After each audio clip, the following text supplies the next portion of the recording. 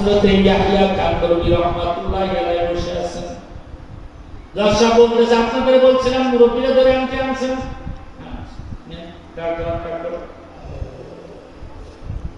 হযরত ইয়াহইয়া কান্দরবী রাহমাতুল্লাহি আলাইহি পুরো মানুষ নিয়ে যাও মানুষ লাঠি দিয়ে বিদ্যুৎ করে দেয় দাঁড়াইছে।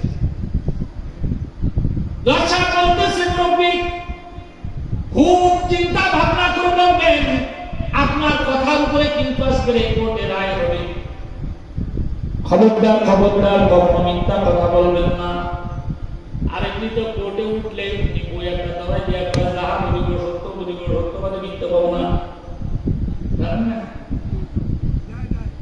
ইয়াহইয়া কান্দরবী রাহমাতুল্লাহ আলাইহি বলে তোমার বই আমার শোয়ার দরকার নাই। আমি যে নবীর উম্মত হয়েছি, আমার নবী শিক্ষা দিয়েছে জান চলে যাবে কিন্তু মিথ্যা কথা বলা যাবে না। তোমার বই শোয়া বলা লাগবে না, এমনিতেই আমি মিথ্যা বলবো না। জিজ্ঞাসা করো তোমার কি জানার ছিল। জমিটা হলো সরকারি জমি, ওই জমি মুসলমানদের না হিন্দুদের না। সুতরাং যেহেতু মারামারি বেড়ে গেছে, যেখানে এক পক্ষে দেওয়া যাবে কোনো পক্ষে তো দেওয়া যাবে না। তা আমি জানতে চাই আপনি যে ওই এলাকার মুরব্বী মানুষ সব থেকে আপনার জানা মতে ওই জমিটা সর্বপ্রথম কারা দখল করেছিল একটু বলে। যারা দখল করেছিল তাদের দিয়ে দিব। হযরত ইয়াহইয়া কান্দরবী রাহমাতুল্লাহি আলাইহি মাথাটা উঁচু করে বলে দর্শা আমি এমন একজন নবীর উম্মত যে নবী জীবনে কোনদিন একটা মিথ্যা কথা বলে না। আল্লাহু আকবার বলেন না। আপনার আমার নবী জীবনে কোনদিন জীবনে মিথ্যা কথা করে না। আরে আমাদের মারা তো অনেক সময় ছোট ছেলেমেয়েদের দুর্বড়া কিন্তু মিথ্যা কথা বলে। আসলে কিছুই আসে না। আবার যদি বাপের ভয় পেতে হয় সব বাপের কিন্তু বলে কি বলে না, এটা তো মিথ্যা কথা। ইয়াহইয়া কান্দরবী রাহমাতুল্লাহ আলাইহি ডাক দিয়ে বলে আমার জানামতে আমি যতদিন ওই জায়গায় বসবাস করতেছি আমার জানামতে আমি সর্বপ্রথম দেখছি হিন্দুরা ওই জমিটা দখল করেছিল। এই কথা বলার সাথে সাথে দর্শা বলে দিলেন যাও, যেহেতু সাক্ষী সাক্ষ্য দিয়েছে এই খাস জমিটা সর্বপ্রথম হিন্দুরা দখল করেছিল এবং আজকে থেকে এটা হিন্দুদের, এটার মধ্যে মুসলমানদের আর কোনো ভাগ নাই। হিন্দুরা সব মিছিল দিতে দিতে পড়তে পেরে গেছে, মুসলমানদের মাথাটা একেবারে নাম হয়ে গেছে। একজন মুসলমানের সাক্ষীতে মুসলমানদের ঘর মসজিদের জমিদার ছিল কিনের জন্য হারাম এলাকা মানুষ গাল বন্ধ করতে লাগলো ইয়াহইয়া কান্দরবীকে। কেউ কেউ আইসা আর বাইরে তার জামা কাপড় টেনে ছিঁড়ে দিল, কেউ তার গায়ে জুতো মেরে দিল। বলে তোর মতো মুসলমানের দরকার না, যে মুসলমানের সাক্ষীতে মুসলমানের জমি মুসলমানরা হারাই গেল। যারা তার থেকে করে যা জীবনে কোনদিন আসবে না।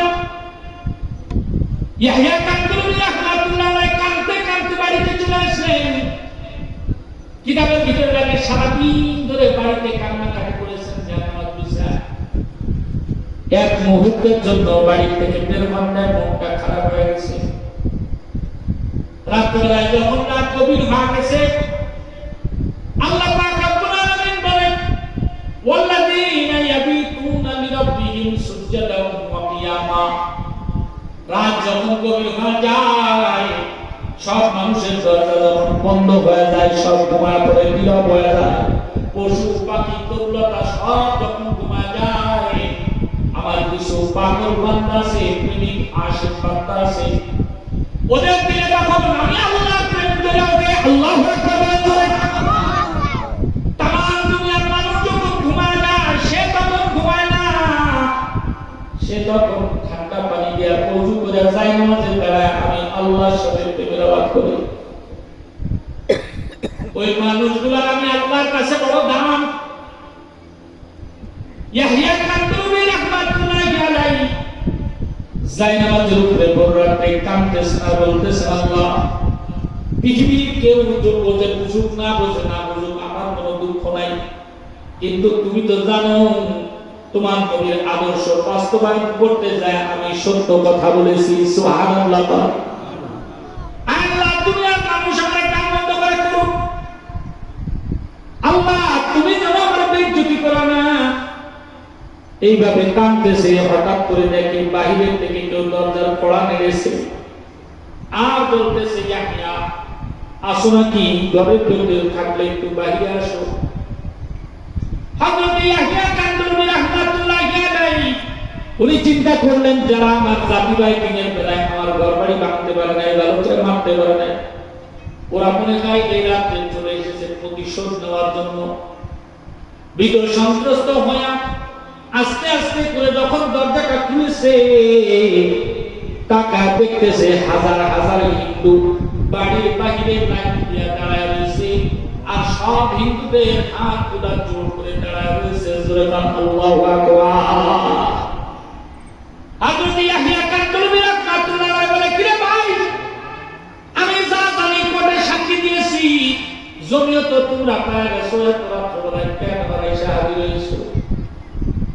মানুষগুলো সব চোখের পানি ছেড়ে দিয়েছে, আর ওদের যে সর্দার ছিল পুরোহিত আইসা দৌড়ায় এসে হযরত ইয়াহিয়া কান্দুরি রাহমাতুল্লাহি আলাইহি জড়ায় ধরে কাঁদতেছে আর বলতেছে ইয়াহিয়া রে, তুমি জানতা সত্য কথা বললে জমিটা তোমাদের হাত ছাড়া হয়ে যাবে, এলাকার মানুষ তোমার গাল বন্ধ করবে, তারপরেও তুমি মিথ্যা কথা বললা না, সত্য কথাটা বলে দিলা।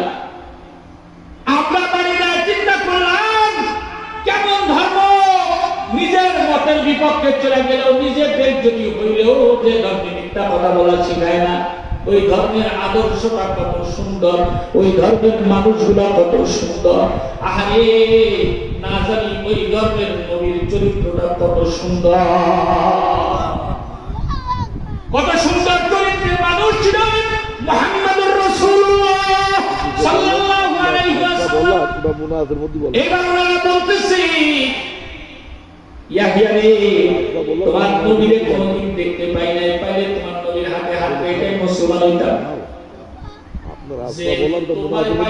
নবীর একজন সাচ্চা প্রেমিক, সাচ্চা আশিক, আসো না তোমার হাত দুইখানা বাড়ায় দাও, আমরা সবাই তোমার হাতে হাত রেখে মুসলমান হয়ে যাই।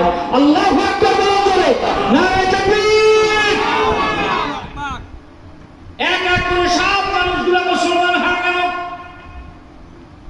এইবার পুরোহিত যে মুসলমান হয়ে গেছে, ইয়াহিয়া কান্দুরি রাহমাতুল্লাহি আলাইহি বলে ইয়াহিয়া এখন তো আর এই এলাকায় বিধর্মী কেউ নেই, এখন সব এক ধর্মের মানুষ আমরা, তাহলে আমার একটা প্রস্তাব আছে, তুমি রাজি নাকি? হযরত ইয়াহিয়া কান্দুরি রাহমাতুল্লাহি আলাইহি বলে কি প্রস্তাব বলো।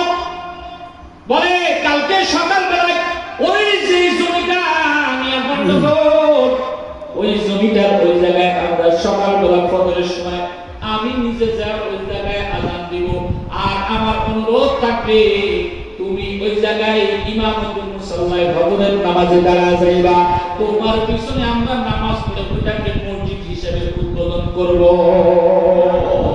সুবহানাল্লাহ, সুবহানাল্লাহ। এজন্য বলেছি আসিদকু ইউনজি ওয়াল কিযবু ইহলি, সত্য মানুষকে নাজাত দেয়, মিথ্যা মানুষকে ধ্বংস করে। কথা বলেন ঠিক কিনা?